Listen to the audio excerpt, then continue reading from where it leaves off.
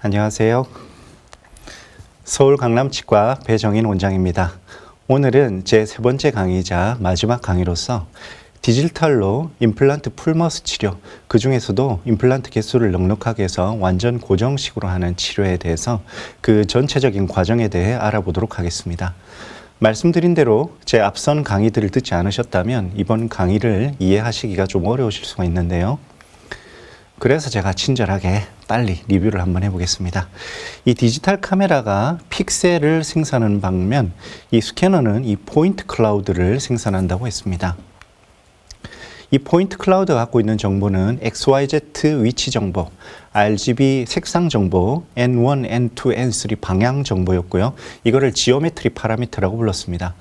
그래서 결국 스캐너는 이 포인트 클라우드의 지오메트리 파라미터를 획득하는 장치라고 정의할 수 있겠고요. 이 지오메트리 파라미터가 쌓여서 이렇게 행렬화함으로 해서 형상 정보를 갖게 됩니다. 그러나 이 포인트 클라우드는 용량 문제로 그대로 사용되지 않고 삼각형의 연결망으로 간략화한 메쉬를 사용한다고 했습니다. 대표적인 것이 STL이고요. 칼라를 포함한 다른 메쉬 파일들도 있다고 했습니다. 스캔 파일도 STL로 저장되지만 CAD로 작업한 결과물도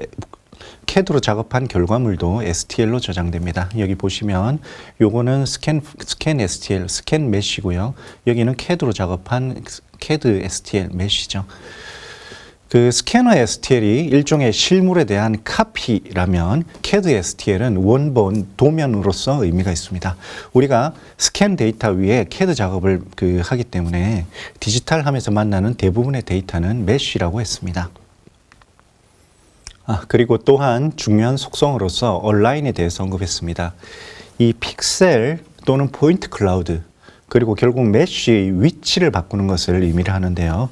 이렇게 이 그림처럼 이렇게 수동으로 옮기는 것을 매뉴얼 온라인, 여기 아래 그림처럼 원 포인트 또는 3포인트를 초기 조건을 잡아주면은 표면을 분석해서 맞춰주는 매칭 온라인이 있다고 했습니다.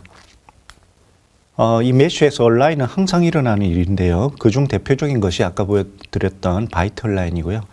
여기처럼 이 CAD 메쉬를 스캔 메쉬로 매칭을 하는 라이브러리 온라인, 그리고 여기 아래 그 가이드 디자인 프로그램에서 CT와 스캔, 이 왼쪽과 오른쪽을 온라인하는 작업 등이 대표적인 온라인의 예라고 할 수 있겠습니다. 메쉬 레이어링, 이 내용은 지난 시간에 말씀드리지 않았는데요. 이 그래픽에서 레이어라고 하면 여기 보시는 것처럼 여러 성격이 다른 그림을 이렇게 겹쳐보면 우리가 알지 못했던 새로운 정보를 알 수 있게 되는 것처럼 CAD에서도 기존 보철이나 치료 보철, 그리고 임시 보철, 그리고 안면 스캔, CT, 심지어는 환자 모션까지도 한 화면에 다양한 정보를 겹쳐보게 되면 이 치료를 하는 데 있어서 새로운 정보 또는 새로운 방법을 도입할 수도 있다는 맥락에서 제가 레이어링이라고 이름을 붙였습니다. 여기 이머전스, 이거는 우리말로 창발이라고 하는데요. 부분의 합이 전체이지만 이 전체는 부분들이 갖지 못한 새로운 속성이 창조되어 나타난다 하는 이런 철학적인 용어입니다. 그리고 이 메쉬의 좌표를 잡는 것을 레지스트레이션이라고 부른다고 했죠. 이 스캔을 하면은 각각 좌표값이 달라서 이렇게 한 번에 열어보면은 이렇게 흩어져 보이게 되는데요. 이것을 한 좌표계로 모으는 작업, 이걸 공통 좌표계로 레지스트레이션 한다, 이렇게 표현합니다. 자, 그리고 첫째 날 둘째 시간에는 디지털 라이브러리 시스템에 대해서 말씀드렸는데요. 이 라이브러리를 사용하는 것은 우리가 스캔한 메쉬에 이 스캔 바디를 포함한 임플란트 부품들의 CAD 메쉬를 이렇게 온라인을 시켜서 이 가상의 임플란트 모델을 만들어서 작업을 할 수 있게 해준다는 그런 의미입니다. 이 라이브러리 메쉬는 이렇게 9종류의 임플란트 부품의 CAD 데이터로 이루어진다고 했었고요. 일단 픽스처 레벨 라이브러리는 스캔 바디와 스캔 힐링을 사용하는 것이고, 이렇게 스캔을 했을 때 스캔 바디 또는 스캔 힐링으로 스캔을 했을 때 이 CAD에서 선택할 수 있는 어버트먼트는 커스텀, 스톡 어버트먼트, 그리고 링크 어버트먼트, 이렇게 세 종류가 있다고 얘기를 했었습니다. 어버트먼트 레벨로 스캔을 하면 여기 이렇게 마진이 조금 지연에 가려져서 잘 안 나올 수가 있는데요. 이 스토어 어버트먼트의 경우 그 규격대로 이 CAD 메쉬 라이브러리가 있기 때문에 이 부분을 라이브러리 이 CAD 메쉬로 대체를 하면 깨끗한 마진을 얻을 수 있죠. 이걸 트랜스퍼 투 트랜스퍼 라이브러리라고 불렀었고요. 커스텀 어버트먼트의 경우에도 이 어버트먼트를 따로 구강 외에서 스캔해서 이 메쉬 STL을 확보를 해놓거나 아니면 스캔하지 않고 우리가 디자인한 어버트먼트의 STL 파일을 확보해 놓는다면 마찬가지로 어버트먼트 레벨에서 라이브러리처럼 이렇게 두 개를 매칭 온라인 시켜서 이쪽으로 이 스캔을 대치를 할 수 있죠. 이렇게 라이브러리처럼 사용할 수가 있습니다. 멀티 유닛 어버트먼트일 경우 어버트먼트 위에 이 스캔 바디를 연결하는 일종의 어버트먼트 레벨 스캔 바디를 사용을 한다고 했습니다.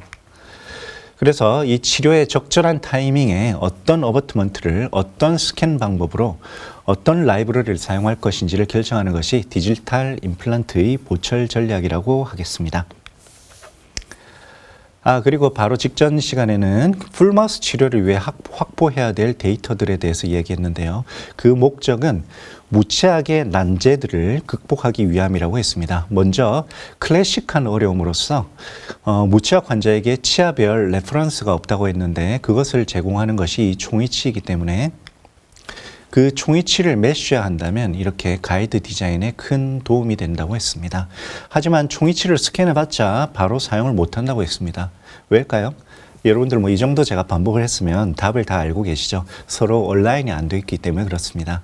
그래서 이 양악 무치악일 경우에는 상악, 하악, 그리고 상악 덴처, 하악 덴처 이렇게 4개의 메쉬를 온라인을 해야 되는데 거기에 덴처에 바이트 메쉬까지 필요하다고 했습니다. 그래서 이거를 우리가 5 메쉬 온라인이라고 이름 붙였습니다. 여러분이 이제 이게 귀에 익어야 됩니다. 5 메쉬 온라인. 네, 이렇게 5 메쉬 온라인 하는 방법은 이 덴처에 스톤을 부어서 사용하는 모델법, 그리고 모델을 사용하지 않고 덴처의 내외면을 전부 복제하는 모델 프리법이 있다고 했습니다. 이 온라인의 과정은 사실 똑같은데요. 이 바이트 스캔에 상하악 덴처 스캔을 3포인트 매칭시키고 그 다음에 이제 상하악 치은 스캔을 그 덴처와 매칭시키면 된다고 했습니다.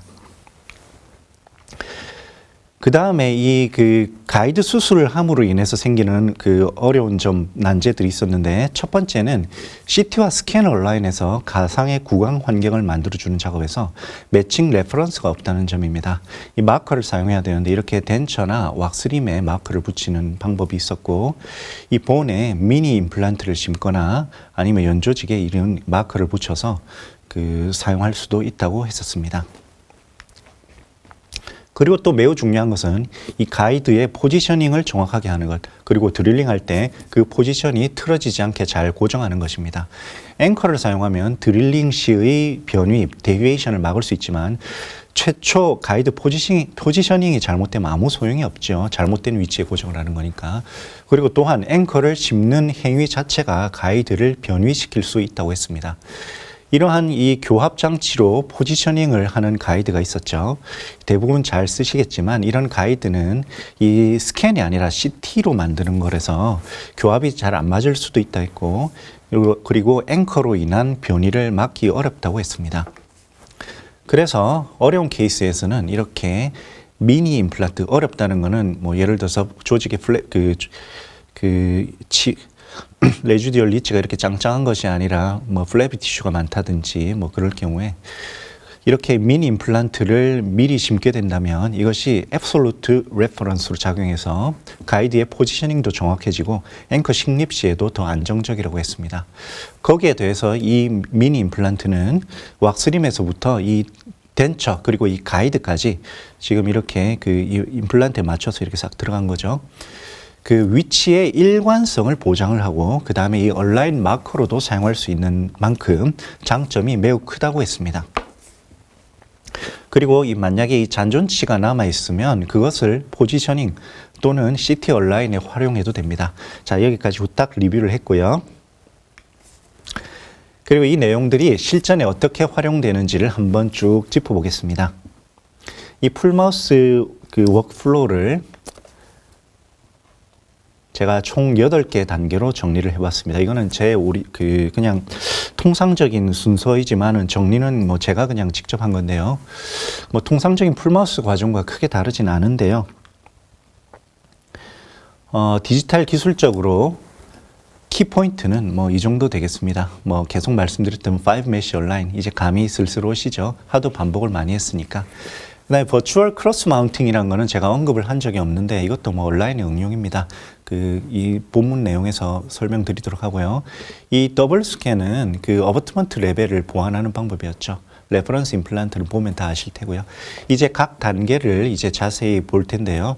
이 키 포인트들이 나오게 되는데 만약에 이해가 안 된다 하시면 뭐 괴로워하지 마시고 아 이것만 알면은 다 아는 거구나 하고 기쁘게 생각하십시오. 자, 첫 번째 단계 치아 배열의 레퍼런스를 준비하는 단계입니다. 일단 그 위에 환자와 아래 환자처럼 그 올드 덴처가 없어서 새로운 진단용 또는 치료용 덴처를 만드는 상황을 가정을 해보겠습니다. 이 위에 환자는 나이가 젊은데도요, 33세 여성입니다. 전악 발치를 필요로 했고, 아래 환자는 69세 남성이고 상악을 모두 발치할 예정이었습니다. 두 분 다 잔존치로 식사를 어떻게든 하기 위해 틀어서 물다 보니까 악관 관계가 왜곡이 되어 있었고 치조골도 변형이 심합니다. 가이드 없이 수술장에서 바로 임플란트 위치를 정하기에는 좀 부담스러운 상황입니다. 이 두 분 중에서는 이 위의 환자를 중심으로 설명을 진행할 예정이고요. 아까 그 위의 환자 그 발치 후의 상황입니다. 발치와의 힐링이 어느 정도 된 후에 이 레퍼런스 임플란트를 식립을 했습니다. 가능한 이 나중에 심을 메인 임플란트와 겹치지 않는 1번, 5번 위치에 3개를 식립하였고요. 이 임플란트는 그 미니 임플란트이지만 MS처럼 일체형이 아닌 오스템 말고 타 회사의 임플란트입니다. 그리고 트리오스를 사용해서 이렇게 스캔하였습니다. 이건 파우더 자국이고요. 현재는 바이트 체득이 불가능하기 때문에 상악 스캔을 동시에 열어보면은 이렇게 악관 관계가 전혀 잡혀 있지 않습니다. 만약에 잔존치가 있다면 마찬가지로 가이드 포지셔닝 그리고 CT 얼라인에 도움이 되기 때문에 이 레퍼런스 임플란트의 개수를 줄이거나 아예 이렇게 사용하지 않을 수도 있습니다. 가이드를 사용해서 이 식립을 다 하고 나서 이 잔존치를 발치를 하는 거죠. 자, 그래서 이제 바이트를 잡아야 하니까 왁스림을 만들어야 되는데요. 아까 스캔한 걸로 그 모델을 프린팅해서 그 위에 이렇게 그 손으로 그 레진 시트를 깔아서 만들어도 되고, 그냥 모델 없이 레코딩 베이스만 CAD로 디자인을 하고, 이 볼록볼록한 거는 레퍼런스 임플란트 자리죠. 그걸 프린팅해서 그 위에 왁스를 올려도 됩니다. 이거 트레이로 디자인을 하면 돼요. 그래서 이 왁스림을 이제 사용을 해서 통상적으로 악관관계를 체득을 했습니다. 저는 상악법을 사용했는데요. 일단 우선 상악 전치의 수직적, 수평적 위치를 결정했고, 그 다음에 립 서포트, 그 다음에 교합평면의 경사를 상악 왁스림에서 결정했고요. 그 다음 하악 왁스림을 넣고 VD를 설정을 했습니다. VD를 이렇게 설정을 했습니다. 아무리 디지털이라도 총이치 만드는데 왁스림은 대단히 중요합니다. 이 악관관계가 왜곡이 되어 있으니까 CR 유도를 잘해야 하겠지만은 뭐 CR 유도를 잘 못하는 저는 뭐 덴처를 여러 번 만들 수도 있다 이렇게 생각을 하고 있습니다. 그 모델이 없는 분들은 이렇게 레코딩 베이스도 릴라이닝을 하는 것이 좋습니다. 이건 1분 인상제로 릴라인을 한 거고요. 이 레퍼런스 임플란트가 있으면 레코딩 베이스의 그 포지셔닝 그리고 유지에도 포지셔닝에도 도움이 되지만 유지력도 상당히 좋아집니다. 이 레퍼런스 임플란트 구멍이 보이는데 이게 없으면 왁스림이 뭐 굉장히 잘 빠지죠. 이게 있으니까 왁스림이 입안에 굉장히 잘 붙어 있게 됩니다. 작업하기 되게 좋아져요. 그리고 이 페이셜 스캐너가 있는 분들은 이 왁스림 단계에서부터 이 페이셜 스캐너를 촬영하시는 게 좋습니다. 이렇게 왁스림에 마커를 붙여서 스캔을 하면 나중에 CAD상에서 왁스림의 얼굴 스캔을 온라인에서 쓸 수 있어서 아주 좋습니다. 그래서 이 왁스림으로 이렇게 마운팅을 해가지고는 그거를 뭐 스캔을 해도 되고, 그러면 이런 STL 파일이 얻어지죠. 상하악이 바이트 온라인이 됐습니다. 아니면 이걸 또 5 메쉬 온라인을 해도 됩니다. 여기 왁스림에는 마커를 좀 붙여놓는 게 편하게 되는데 이번에 좀 안 붙였네요. 어쨌든 이 5 메쉬 온라인을 통해서 상악과 하악을 이렇게 바이트를 잡아줬습니다. 먼저 왁스림 온라인 하고 나면 거기에 이제 왁스림을 끼고 찍은 얼굴 스캔을 이렇게 온라인해서 사용할 수도 있습니다. 그래서 이제 여기서 이 왁스림을 참고해서 치아 배열을 한번 해봅니다. 악관관계나 립 서포트에 따라서 뭐 고정식이나 가철식을 최종적으로 결정해야 할 수도 있겠습니다. 그리고 만약에 이 고정식 브릿지로 결정을 하겠다면 이렇게 가능하면은 그 리치 크레스트 상에 브릿지처럼 치아 배열을 해보는 것이 좋습니다. 뭐 그럴 경우에 플랜지는 가능한 짧게 하면 좋겠죠. 이 플랜지 짧게 해도 이 레퍼런스 임플란트 덕에 유지는 굉장히 좋습니다. 그렇게 덴처를 만들어서 이렇게 만들어서 프린팅해서 이 구멍 보이죠? 이 환자한테 트라이인을 합니다. 이 왁스림 상태에서 이 왁스림 상태와 치아 상태가 바이트가 달라질 수도 있고, 그리고 이 미드라인 등 심미적으로 보완해야 될 경우들이 있어서 군에서 검증을 해보는 것은 매우 중요합니다. 이 사진을 굉장히 다양한 각도로 많이 찍어보는 게 좋고요. 그리고 가능하면 이렇게 동영상도 찍어보는 게 환자의 자연스러운 모습을 참고할 수 있어 좋습니다. 환자랑 대화를 이렇게 이어가면서 뭐 사실 이렇게 웃어보라 하면은 잘 웃는 환자가 드물죠. 그래서 뭐 이런저런 대화를 하고 뭐 이렇게 뭐 포지션을 달리하라 해가면서 환자를 관찰하는 거죠. 뭐 어떤 거 못 먹었어요? 여러 가지. 그럼 뭘 먹고 싶어요? 이가 생기면 하나만 답해봐요. 잠깐만요. 네네. 과메기. 이 치아가 하나도 없는 이 젊은 환자분이 과메기를 먹고 싶다 그래서 참 마음이 짠했어요. 자, 어쨌든 저는 뭐 이 가이드 디자인 할 때 이 동영상을 몇 번 돌려보면서 내가 만든 이 진단 덴처, 이 레퍼런스 덴처가 과연 치아 배열이 환자한테 어울리는지를 계속 점검을 하게 됩니다. 그리고 이게 진단 덴처를 지금 한번 넣어줬는데 이게 필요한 경우에는 몇 번 반복을 해야 될 수도 있어요. 이렇게 이런 분들 악관관계 왜곡이 되게 심한데요. 한 번에 만족스러운 덴처가 잘 나오지가 않았어요. 그래서 이렇게 이 덴처를 이 환자분인데 이 덴처를 이게 첫 번째 덴처고 이 두 번째 덴처고 세 번째 덴처입니다. 이렇게 이 환자 악관관계가 잘 안 잡혀가지고 이 덴처를 3번 정도 제작을 해야 겨우 이제 좀 뭐 자연스러운 외형의 덴처가 나왔습니다. 이 플랜지 짧아도 여기 임플란트도 유지가 잘 되고 있고요. 그래서 이제 덴처가 만족스러워지면 이 디지털로 데이터를 이전하기 위해서 릴라이닝을 이렇게 해야 됩니다. 그리고 이런 분들은 뭐 물론 뭐 그 기존에 다른 치과에서 임플란트를 심어 놓긴 했는데 이렇게 리치가 안 좋은 분들은 스캔도 잘 안 되거든요, 사실. 그래서 이 릴라이닝이 훌륭한 임프레션이 됩니다. 그래서 이 임프레션을 스캔해서 이걸로 이제 가이드를 만들면 되겠죠. 이런 리치 있는 분들은 이런 레퍼런스 임플란트 없으면은 가이드 제자리에 넣기 어려워요. 자, 파트 2입니다. 이제 이 덴처 데이터로 가이드를 제작할 예정입니다. 자, 뭐 이제 5메쉬 온라인 잘 아시죠? 우리가 원하는 결과는 이 왼쪽 아래 이거고요. 이걸 레퍼런스로 가이드를 만드는 거죠. 이 조직면 스캔, 이 구강 스캔 또는 이 릴라이닝은요, 가능하면 수술 날짜 직전에 체득하는 것이 좋습니다. 가능하면 수술 날, 가능하면 리치의 변화가 없이 최근 스캔으로 당연히 가이드를 만드는 게 좋겠죠. 이게 임플란트 스튜디오의 데이터 인풋 단계인데요. 이 사전 프랩 단계에 덴처 스캔을 넣으면 됩니다. 그래서 상악하 그리고 상악 덴처 이렇게 4개의 메쉬와 CT 데이터를 불러서 온라인을 하게 됩니다.